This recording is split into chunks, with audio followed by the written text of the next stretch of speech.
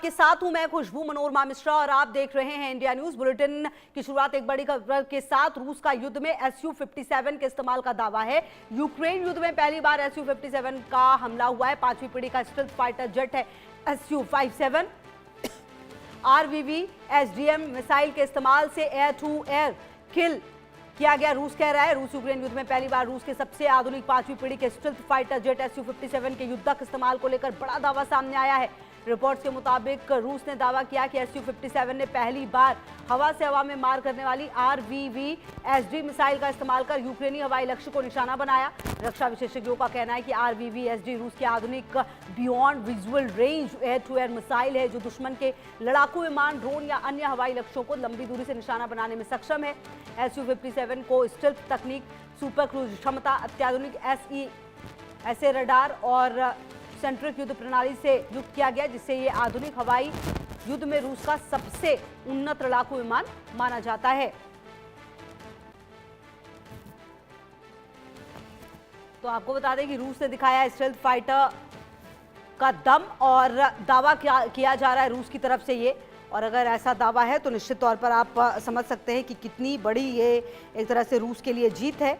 और कहीं ना कहीं ये जो रूस का दावा है, रूस ने कहा है कि SU-57 ही 5वीं पीढ़ी के फाइटर जेट में दुनिया की दिलचस्पी बढ़ा रही है।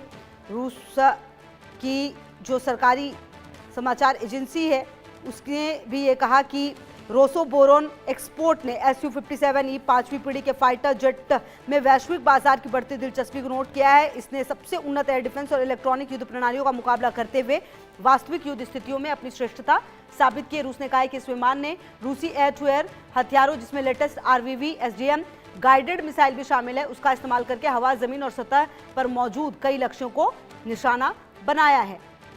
और कुल मिलाकर आपको और मेरे साथ group captain U K Devnath sir retired जुड़ गए हैं, डिफेंस एक्सपर्ट।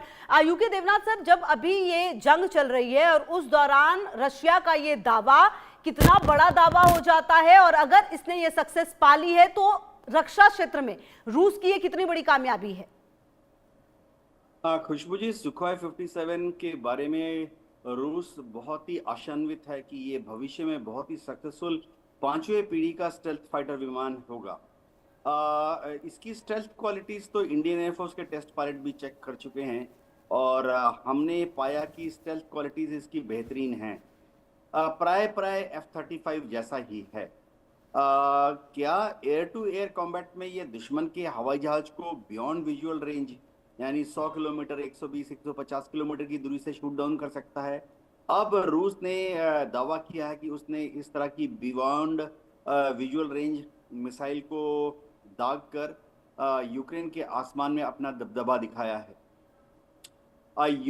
यूक्रेन ने अपनी तरफ से कोई पुष्टि नहीं की है अभी तक कि उनका कोई फाइटर विमान रूस के एयर टू एयर मिसाइल से क्षतिग्रस्त होगा या रूस के एयर टू एयर मिसाइल लगने के बाद क्रैश हो गया।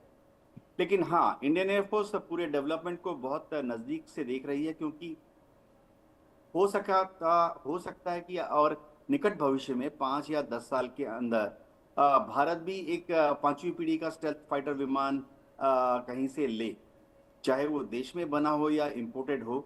इंपोर्टेड अगर करना है तो सुखोई 57 रशिया का और अमेरिका का F-35 कैंडिडेट हैं।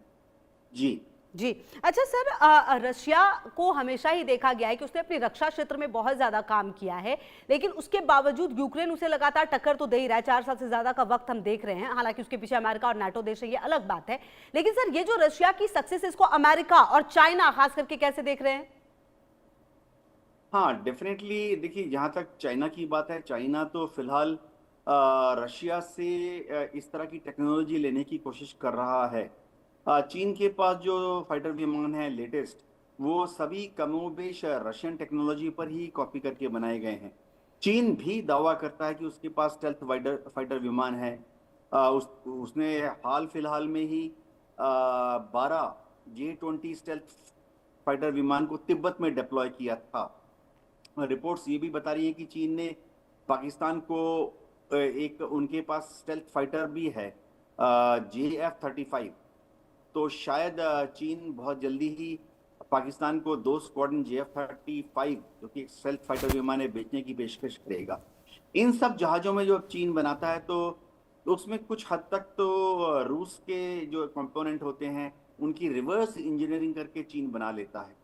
तो और कुछ जगह पर शायद रूस भी कुछ टेक्नोलॉजी चीन को दे देता है ताकि चीन की एयरफोर्स मजबूत हो और अमेरिका की एयरफोर्स को चैलेंज दे सके भविष्य में। तो एक डिप्लोमेटिक एंगल है, रूस चाहता है कि चीन मजबूत होगा, चीन मजबूत होगा तो ताइवान के मुद्दे पर अमेरिका को परेशानी होगी, तो अमेरिका की 1/3 एयरफोर्स और नेवी को ताइवान और ईस्ट चाइना सी में उलझाए रखा जा सकता है। जी। हाँ, अमेरिका भी सुखोई 57 के डेवलपमेंट को बहुत क्लोजली देख रहा होगा क्योंकि उसको मालूम है कि बहुत जल्दी ही ऐसा समय आने वाला है कि दुनिया में कहीं एयर टू एयर कॉम्बैट के दौरान F-35 का मुकाबला सुखोई 57 से हो जाएगा। तो सुखोई 57 की मजबूतियां क्या हैं वो जानना चाहेगा ताकि उनको वो अवॉइड कर सके F-35 का पायलट। और सुखोई 57 की कमजोरियां क्या है वो अमेरिका जानना चाहेगा ताकि इन कमजोरियों को F-35 का पायलट एक्सप्लॉयट कर सके। जी ठीक है सर, बहुत शुक्रिया सर आपका मेरे साथ जुड़ने के लिए और बातचीत करने के लिए, बहुत शुक्रिया आपका।